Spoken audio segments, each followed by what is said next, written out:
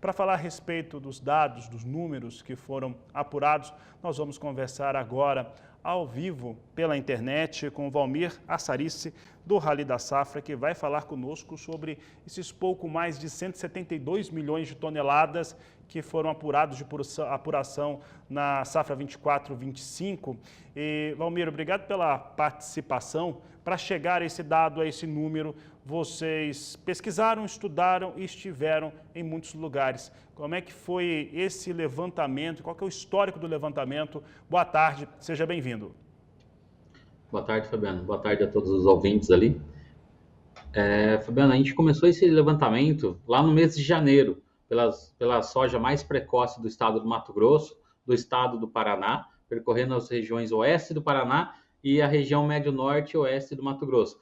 E aí a gente foi na sequência do plantio, né? Conforme foi evoluindo o plantio e foi evoluindo a colheita, a gente foi passando pelos estados. Então nós passamos ficamos 2, 3 semanas no Mato Grosso, fizemos uma segunda rodada depois para pegar as lavouras mais tardias, fizemos Mato Grosso, Paraná, Mato Grosso do Sul, todo o centro-oeste, todo aquele nordeste ali do Mapitobá ali, né?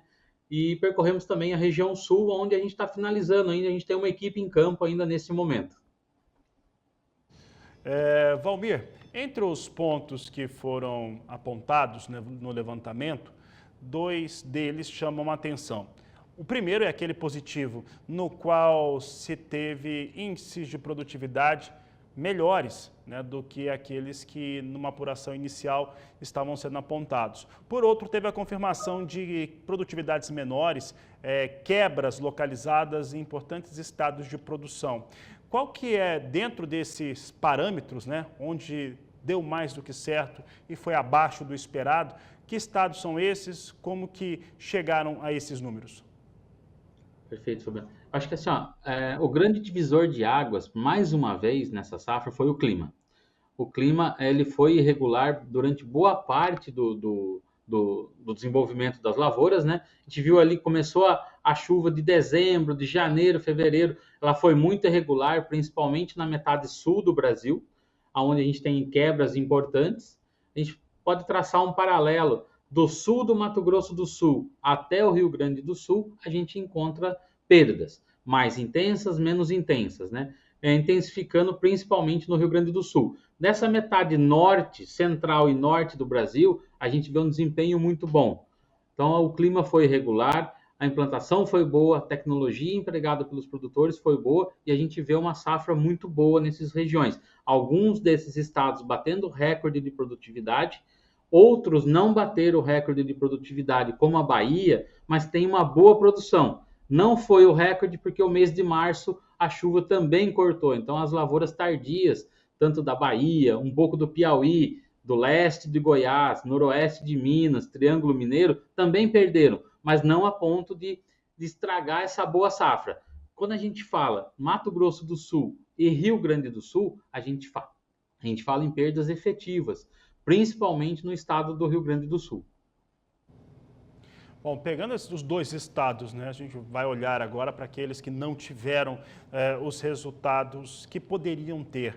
E aqui no Mato Grosso do Sul mesmo, a gente tem um estado que é dividido em realidades por conta das precipitações de chuva. E o sul do estado, que tem uma característica muito mais parecida com o Paraná e assim por diante, onde choveu menos e essa chuva que faltou, ela fez toda a diferença. Então a gente tem relatos aqui de telespectadores que colheram 30 sacas por hectare, não raro a gente tem recebido esse tipo de informação. Mas também gente que em outras partes do estado colheram ali próximo a 80, 75 sacas, o que dá uma diferença enorme, né, em relação ao range de diferença aí no Mato Grosso do Sul. Rio Grande do Sul, que teve o estado inteiro, de certo modo, afetado pelas precipitações ou a falta delas, como é que ficou essa média para Rio Grande do Sul e, claro, para o Mato Grosso do Sul também? Fabiano, acho que você exemplificou perfeito. Vamos fazer uma divisão, assim, traçar uma linha no estado do Mato Grosso do Sul, assim, Campo Grande, vamos considerar Campo Grande como metade do estado. De Campo Grande ao norte, a gente vê uma safra muito mais próxima da boa safra do Mato Grosso, da boa safra do Goiás. De Campo Grande para baixo, a gente começa a ver essas variações. Gente colhendo muito mal, eu diria que tem produtores colhendo até abaixo desses 30 sacos. A gente encontrou lavouras muito ruins, mas lavouras médias. Então, a gente acaba fechando o estado do Mato Grosso do Sul com 51,1 sacas. Quando a gente fala no Rio Grande do Sul, aí a gente fala em perdas maiores, porque a gente passou o mês de janeiro muito seco e parte do mês de fevereiro muito seco e quente. Então, assim, a falta de chuvas aliada às altas temperaturas, eles trouxeram grandes perdas para o estado. Nós estamos já falando numa safra de 37,5 sacas no Rio Grande do Sul, uma produção de 15 milhões de toneladas perante uma expectativa de 22 milhões. Então, uma grande quebra para o Rio Grande do Sul mais uma vez. Muito bem. Bom, para encerrarmos, como que foi a metodologia aplicada, como é que isso vai para o campo, visita as áreas e conversa com os produtores que foram visitados, as fazendas que foram visitadas pelo Rally?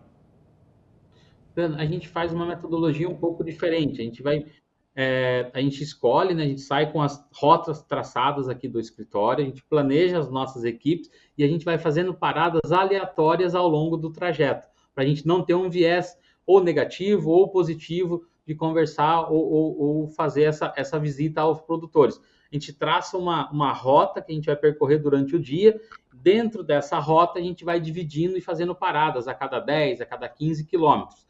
Ao longo desses 76 dias de rally, nós fizemos mais de 1.600 lavouras, o que nos dá a oportunidade de identificar os bolsões mais secos, bolsões melhores e trazer esse raio-x da produção brasileira.